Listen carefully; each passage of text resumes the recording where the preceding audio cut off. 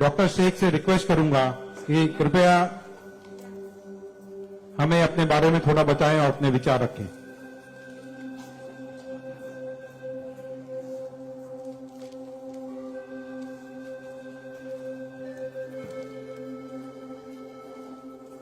सबसे पहले तो मैं अल्लाह रब्बुल इज़्ज़त की बहुत ज्यादा शुक्रगुजार हूँ कि उसने मुझे इतनी इज्जत दी और इस मकाम तक पहुंचाया कि मैं अपनी लाइफ के जो फैक्ट्स हैं, जो जर्नी में आपके साथ शेयर कर सकूं।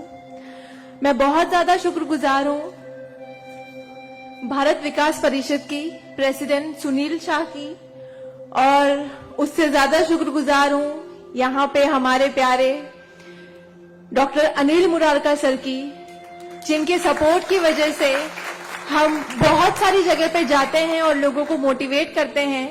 और जितना डॉक्टर अनिल मुरारका सर एक डिसेबिलिटी को लेकर जितना कंसर्न है, उतना मैंने किसी को नहीं देखा। तो I really thankful for him for that.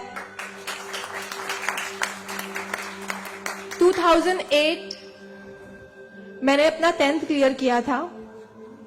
मैंने टॉप किया था पूरे जोगेश्वरी में विद 92.15% लेकर, और मेरा ख्वाब था कि मैं डॉक्टर बनूं और लोगों को सर्व करूं।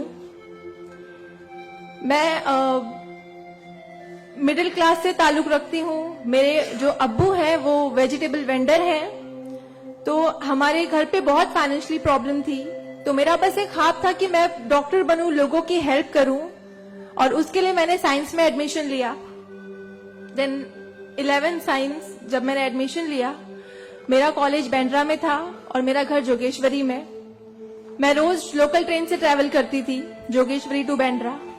7 October 2008 that was the day जब मैं कॉलेज से घर वापस आ रही थी। मेरे सेमेस्टर चल रहे थे उस वक्त, और सुबह 10 बजे का वक्त था। 10 बजे आप सब लोग मुंबई से बिलोंग करते हैं, सबको पता है लोकल ट्रेन में बहुत रश आर होता है। वो ट्रेन जब अंधेरी से निकली, मैं अपनी सीट से उठी और मुझे नेक्स्ट स्टेशन मेरा जोगेश्वरी था, मुझे वहां उतरना था। लेकिन मेरे सीट से उठने और स्टेशन के आने तक के बीच में वो एक लम्हा था जिसमें मेरी पूरी जिंदगी बदल गई।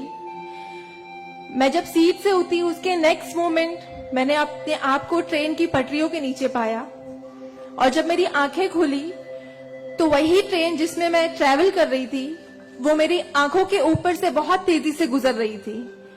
एक लम्हे को लगा कि मैं कोई ख्वाब देख रही हूं, लेकिन जब ट्रेन पूरी तरह से मेरे पैरों से गुजर गई, मैं वहां हेल्पलेस थी। और जब बहुत दूर जाके किसी ने चेन रोकी, वो ट्रेन रुकी, और उस ट्रेन को रुकता हुआ देखकर मुझे एहसास हुआ कि मैं कोई ख्वाब नहीं देख रही हूं, मैं सच में ट्रेन से गिर चुकी हूं, और मैंने अपनी दोनों टांगे उस ट्रेन के पहियों के नीचे आ गई है जिसमें मैं ट्रैवल कर रही हूं। वो पूरी 12 डब्बे की ट्रेन मेरे पहियों से गुजर गई, किसी ने चेन रोकने की हिम्मत नहीं की। और मैं जब वहां गिरी तो लोगों ने मुझे देखा, और 10-15 मिनट बाद काफी लोग आए, मेरे आसपास खड़े हो गए। मेरे पास सेलफोन नहीं था। मैंने अपनी बैग से उस वक्त डायरी निकाली, मैंने लोगों को फरियाद की, बहुत रिक्वेस्ट की, बहुत रोया वहां पर कि मेरे घर पे एक फोन कॉल करके बता दो कि मैं यहाँ पे हेल्पलेस पड़ी हूँ विथ हेवी ब्लीडिंग, मेरे बचने की कोई चांस नहीं है। एटलीस्ट मेरे घर वालों को पता होना चाहिए कि मैं यहाँ पे इस हालत में हूँ, मुझे लावारिस लाश बन के नहीं मरना है। बट उस वक्त मैं यही कहूंगी कि अल्लाह ताला की मसलहत थी। अल्लाह ताला उस वक्त जो मेरी तकदीर में था, किसी ने मेरी हेल्प नहीं की, और मैं वहां पे 30 मिनट ऑलमोस्ट मैं ट्रैक पर विथ हैवी ब्लीड, मेरे दोनों पैर ट्रेन के पहियों के नीचे आ गए थे। मैं उसी हालत में पड़ी रही और मैं कॉन्शियस थी। मैं बस लोगों के सामने रो रही थी कि मुझे कोई पानी पिला दो, कोई घर वालों को कॉल कर दो, लेकिन किसी ने हेल्प नहीं की। And after 30 minute I got railway help. Then मुझे गवर्नमेंट हॉस्पिटल लेकर जाते हैं, वहां पर भी कुछ ओटी स्ट्राइक होता है, मुझे फौरी ट्रीटमेंट नहीं मिलता है। एंड देन मेरा एक्सीडेंट सुबह 11 बजे होता है, और मुझे 6 बजे जब मेरी फैमिली प्राइवेट हॉस्पिटल लेकर जाती है, then I got treatment. And उसके बाद 16 साल की थी मैं जब मेरे साथ ये एक्सीडेंट हुआ। आप समझ सकते हैं 16 साल की उम्र में 1 मिनट में मेरे 2 पैर कट गए थे, मैं डिसेबल हो गई थी, मैं हेल्पलेस हो गई थी, मैं खुद से उठ नहीं पा रही थी, ना बैठ पा रही थी, ना एक तरफ से दूसरी जगह मूव हो पा रही थी। मैं मेंटली डिसेबल हो गई थी, फिजिकली डिसेबल हो गई थी और फाइनेंशियली कंडीशन भी काफी वीक थी। वो सारी चीजें मेरे दिमाग में चल रही थी और जब लोग मुझे देखने आते थे तो कुछ लोग हमदर्दी में नेगेटिव कमेंट्स भी करते थे कि 16 साल की बच्ची है, 2 पैर खो दिए हैं, सारी जिंदगी माँ बाप के ऊपर बोझ रहेगी, ये जिंदा क्यों है, इससे अच्छा ये मर जाती। ये सारी बातें लोग आके जब मेरे सामने करते तो मेरे जहन में वो सारी बातें चलती कि सीरियसली मुझे अल्लाह ने जिंदा क्यों रखा। जब मुझसे दोनों पैर ही लेने थे 16 साल की उम्र में, मैं खुद से मूव नहीं कर सकती हूँ, मेरी मम्मी को इतना सब कुछ झेलना पड़ रहा है। जिस उम्र में मुझे अम्मी की हेल्प करनी चाहिए उस उम्र में वापस से मम्मी मुझे गोद में उठाकर लेकर जा रही है, वापस से मेरी खिदमतें कर रही है। तो मेरी जिंदगी का मकसद क्या है? मुझे दोबारा जिंदगी क्यों दी अल्लाह ने? मैं बहुत शिकायतें करती थी अल्लाह से, मैं बहुत रोती थी, लेकिन उस मुश्किल वक्त में मेरे कॉलेज, मेरे स्कूल टीचर्स और बहुत से ऐसे नेक बंदे भी थे जिन्होंने मुझे हौसला दिया। उनमें सबसे पहले मेरी फैमिली आती है, मेरी बड़ी सिस्टर की फैमिली आती है। मेरी मम्मी ने मुझे एक जुमला कहा जो जिंदगी भर और मैं हर फंक्शन में बोलती हूँ, वो कि बेटा तुम रो मत, तुम्हारे साथ आज जो ये हादसा हुआ है, अल्लाह ने तुमसे सिर्फ 2 पैर लिए हैं, तुम्हारे पास तुम्हारा दिमाग है, तुम इतनी फास्ट ट्रेन से गिरी हो, तुम्हारे सर पे चोट लग सकती थी, तुम्हारी जान जा सकती थी, लेकिन अल्लाह ने सिर्फ तुमसे 2 मामूली पैर लिए हैं। क्या पता फ्यूचर में तुम्हारे लिए बहुत कुछ रखा हो। तब मुझे बातें उनकी समझ नहीं आती थी, लेकिन अल्हम्दुलिल्लाह अल्लाह का लाख लाख शुक्र है कि आज इस मौके पर जब लोग मुझे एज अ इंस्पिरेशन समझते हैं, एक आइडियल करते हैं, तो मुझे समझ में आता है कि मेरी अम्मी सच बोलती थी कि हौसला रखो, सिर्फ 2 टांगे गई है। आज मैं जब अपने प्रोस्थेटिक लेग से चलती हूँ तो लोगों को पता नहीं चलता कि मेरे पास 2 पैर नहीं है, मेरा एक पैर थाइस के पास से नहीं है, दूसरा नी के पास से नहीं है, बट लोगों को ये अंदाजा नहीं होता है। तो बस मेरी अम्मी ने जो एक बात कहा था कि अल्लाह पे यकीन रखो बच्चा, तुम्हारे साथ जो हो रहा है और जो होगा वो सब अल्लाह ने प्लान किया हुआ है, तुम बस हिम्मत मत हारो कभी भी और बस डटे रहो अपने जुनून के पीछे कि तुम्हें डॉक्टर बनना है। तुम्हारी 2 टांगे नहीं तो क्या हुआ, तुम्हारे पास दिमाग है, तुम ज़हीन हो, तुम आगे बढ़ो। और क्या पता तुम आगे लोगों को आइडियलाइज कर, लोग तुम्हें आइडियलाइज करें इस चीज को लेके। मेरे doctor Sanjay Kantharia, orthopaedic surgeon, उन्होंने सबसे ज्यादा सपोर्ट किया इस बात को लेकर कि तू डॉक्टर बन। मैंने अपनी जीने की उम्मीद छोड़ दी थी, डॉक्टर बनने की उम्मीद छोड़ दी थी, लेकिन जब उन्होंने मुझे बताया कि तुम डॉक्टर बन सकती हो, तुम बनो, देन मैंने प्रिपरेशन स्टार्ट की। सीईटी कॉमन एंट्रेंस टेस्ट होता है to getting in admission in medical college, मैंने वो क्रैक किया। I got 3rd rank all over Maharashtra in PH quota. And after that मुझे बहुत खुशी हुई कि मैंने 3rd रैंक क्लियर किया है। Now I got admission, I will get admission in MBBS. But वहां पर भी एक प्रॉब्लम थी मेरे लिए कि मुझे डिसेबल परसेंटेज 89% डिसेबल हूं मैं, और मेडिकल में एडमिशन के लिए 40 to 70 there is a criteria to get admission for MBBS. मैं मोर देन 70% डिसेबल हूं, ये कहकर मुझे उन्होंने डिनाई किया कि आप एलिजिबल नहीं हो, आप एमबीबीएस में एडमिशन नहीं ले सकते हो, आप डॉक्टर नहीं बन सकते हो। तो उस बात को लेकर मैं बहुत डिप्रेस हो गई।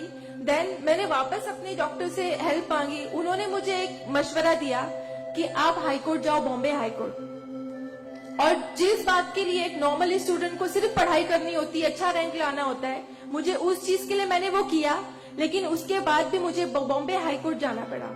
एंड मैं गई, मैंने अब हार नहीं मानी और मैं गई, बिकॉज वो मेरा हक था, मुझे डॉक्टर बनना था। और जब मैंने वापस अपनी नॉर्मल जिंदगी स्टार्ट की अपने प्रोस्थेटिक लेग से, मैंने आना जाना शुरू किया, अकेले ट्रेन ट्रैवल करना शुरू किया, देन मैंने रियलाइज किया कि मेरे अंदर कोई कमी नहीं है, मैं एक नॉर्मल लड़की हूँ, मेरे पास पैर नहीं तो क्या हुआ, मैं लोगों को सर्व कर सकती हूँ, मेरे अंदर पैशन है डॉक्टर बनने का। तो मैंने वो बस अल्लाह पे यकीन रखा और मैंने ये सोचा कि अगर अल्लाह ने मेरी किस्मत में रखा है डॉक्टर बनना तो मैं जरूर कोर्ट में फाइट करूंगी।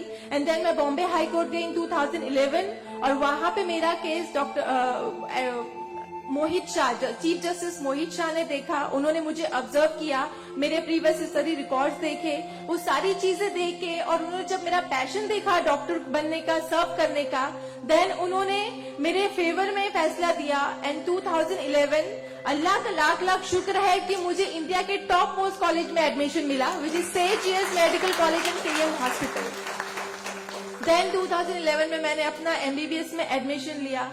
वो जर्नी बहुत आसान नहीं थी मेरे लिए, क्योंकि मेरे पास 2 पैड नहीं है, और जब मेरी काउंसलिंग चल रही थी एडमिशन को लेकर, तो काफी जो डॉक्टर्स का पैनल था उन्होंने मुझे बहुत कुछ हकीकत बताई थी कि आपके लिए डॉक्टर फील्ड आसान नहीं है, इसमें पढ़ाई करना 5.5 साल, आपको एक ओपीडी से दूसरी ओपीडी जाना होगा, और तब मैं 2 क्रचेस यूज करती थी मेरे लिए। तो आपके लिए बिल्कुल भी आसान नहीं है, आप हार जाओगे, 1 साल पढ़ोगे, दूसरे साल आप डिनाई कर दोगे, एडमिशन नहीं लोगे, आप गिव अप कर लोगे। लेकिन बस मैंने दिल में ठान लिया था कि मुझे इन्हें गलत साबित करना है, और मुझे लोगों को प्रूव करके दिखाना है कि एक लड़की जो 89% डिसेबल है, जिसे लोग ये कहकर सुनाते थे कि सारी जिंदगी माँ बाप के ऊपर बोझ पर बनी रहेगी, उन्हें प्रूव करना है कि मैं डॉक्टर बन के लोगों को सर्व कर सकती हूँ। और जो मेरे दूसरे डिसेबल भाई बहन हैं, उन्हें भी शो करना है कि after disability, after accident, post accident जो लाइफ होती है वो आप नॉर्मल गुजार सकते हो अपने हौसले की बनिस्बत।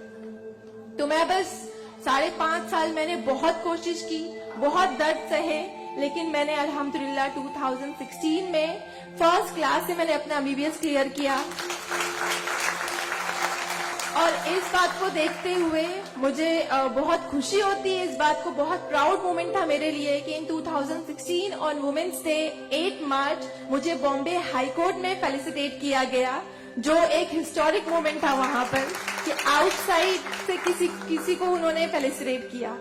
देन उसके बाद मुझे काफी कॉल्स आए एज अ मोटिवेशनल स्पीकर, मुझे काफी अवार्ड्स मिले, और तब मैंने सोचा कि मेरी जर्नी सिर्फ एमबीबीएस तक नहीं है, मुझे लोगों को और प्रूव करना है कि 89% डिसेबल होके अगर मैं एमबीबीएस कर सकती हूँ, तो मुझे मेडिकल फील्ड की हायर डिग्री अचीव करनी है, which is MD, medicine in doctor in medicine. Then मैंने उसके लिए भी कॉमन एंट्रेंस टेस्ट दिया, and again I got third rank in all over Maharashtra. और यहाँ पर भी देन अगेन उन्होंने प्रॉब्लम क्रिएट की मेरे लिए। After completing my MBBS with flying colours, उन्होंने वापस मेरा मेडिकल एडमिशन डिनाई किया कि आप नहीं कर सकते हो बिकॉज यू आर 89% डिसेबल। देन मुझे एक बहुत हम्बल इंसान मिले, member of parliament Kirit Somaiya sir, उन्होंने फौरन से मेरी एप्लीकेशन सेंट्रल हेल्थ मिनिस्टर के पास लेकर गए, और वहां से विद इन 2 डेज ये जो क्राइटेरिया है 40 to 70% डिसेबिलिटी का मेडिकल में एडमिशन के लिए, this is a 20 years old clause, और विद इन 2 डेज ये क्लॉज चेंज करवाया उन्होंने बिकॉज ऑफ माई एप्लीकेशन। वो क्लॉज चेंज होके बस ये है कि मिनिमम 40% क्राइटेरिया है, और मोर देन 70% जो भी डिसेबल हैगा they will get admission in medical field. तो मेरी जो जर्नी थी यहाँ तक की, और उसके बाद मैंने रिसेंटली 2019 में मैंने एमडी में एडमिशन लिया, और with same college Saint GS medical college and KM hospital, और मैं अभी रिसेंटली फर्स्ट ईयर रेसिडेंट हूँ एमडी पैथोलॉजी में। मेरी जो यहाँ तक की जर्नी है, मैंने बहुत अच्छे से तो नहीं बताया आपको, लेकिन बहुत सारी बातें मिस है इसमें बिकॉज मेरे पास टाइम नहीं है, आप लोगों को भी लेट हो रहा है। लेकिन ये सारी जो मेरी जर्नी है, ये सब बताने का मकसद यही है आप लोगों को कि जिंदगी में देखो चाहे कुछ भी प्रॉब्लम आए, बिकॉज मेरी लाइफ में मुझे लगता है कि सारी प्रॉब्लम्स थी, फाइनेंशियल प्रॉब्लम्स थी, फिजिकल प्रॉब्लम थी, मेंटल प्रॉब्लम थी, सारे ऑड्स थी मेरी लाइफ में, लेकिन मैंने बस 2 चीजें ध्यान में रखी।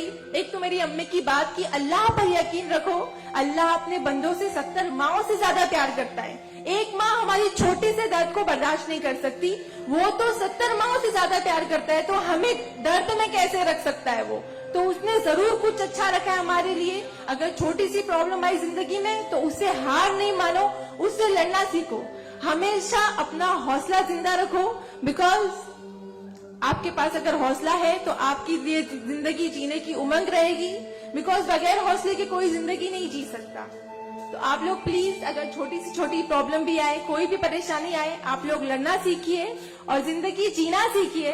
बिकॉज मेरे एक्सीडेंट के बाद मुझे लगा मैं इतनी सारी कोशिशें नहीं करती तो मैं आज यहाँ पर खड़ी होके एज अ डॉक्टर आप लोगों से इंटरेक्ट नहीं हो रही होती। तो बस कभी भी हार मत मानिए।